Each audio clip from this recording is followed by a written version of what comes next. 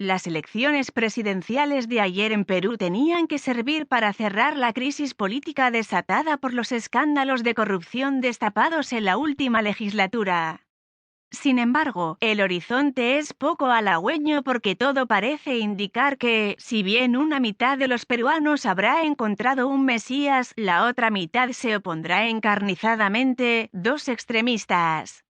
Dos populistas, ultraizquierda versus ultraderecha. El maestro rural y sindicalista marxista de 51 años, Pedro Castillo, contra la ultraliberal Keiko Fujimori, de 46 años, la hija del dictador encarcelado, Alberto Fujimori.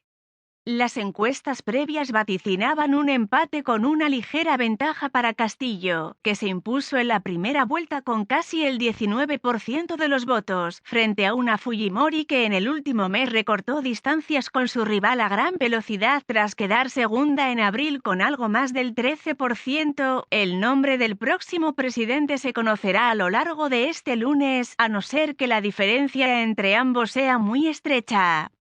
Las urnas cerraron a las 19:02 de la madrugada en España y estaba previsto que los primeros resultados oficiales se difundieran a partir de las 23:30 horas, 6:30 horas en España. Aunque se prevé que se hagan públicos sondeos a pie de urna coincidiendo con el cierre de los colegios, los expertos advierten que esos datos pueden ser engañosos, teniendo en cuenta que los institutos de opinión no suelen medir bien el voto en el aislado mundo rural andino como sucedió en la primera vuelta, que es donde Castillo tiene su principal apoyo. Además, la contabilización de los primeros resultados corresponde al sufragio de Lima y otros centros urbanos, donde Fujimori cuenta con ventaja en una elección que no solo se ha convertido en un referéndum al neoliberalismo que no ha resuelto la eterna inequidad de un país donde la tercera parte de sus 32 millones de habitantes es pobre. Los comicios también ponen en evidencia, por primera vez en unas elecciones, la desafección de la postergada y mísera población andina respecto a la élite urbana limeña que es la gran beneficiada del crecimiento económico anterior a la pandemia, lo que ha convertido a Castillo en su mesías. No obstante, aunque se postula por el Partido Marxista Perú Libre con un programa progresista antisistema, Castillo también tiene un lado oscuro.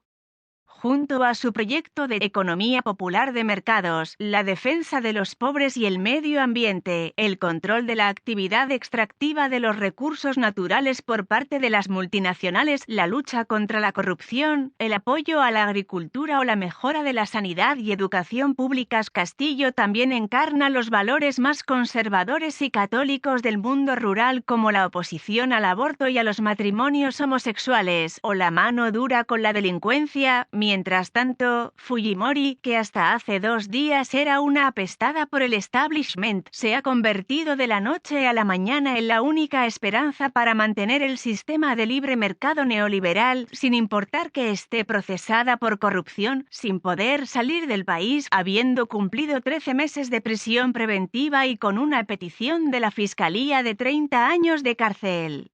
Incluso uno de sus detractores históricos y de su padre, el escritor Mario Vargas Llosa, ha llamado a votar por ella. En cualquier caso, el próximo presidente tendrá que afrontar la grave crisis económica en que la pandemia ha sumido al país con una caída del 11% del PIB en el 2020.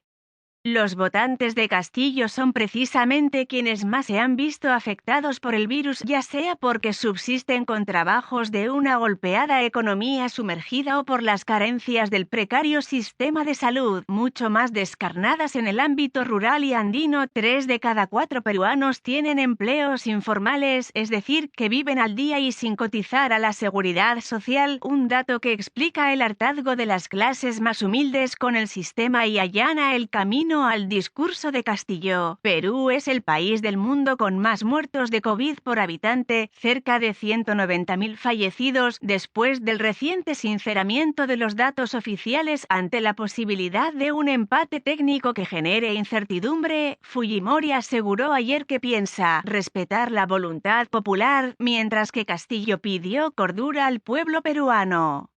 Sin embargo, bancos y centros comerciales de Lima blindaron físicamente sus negocios este fin de semana con protecciones especiales en previsión de disturbios, gane quien gane.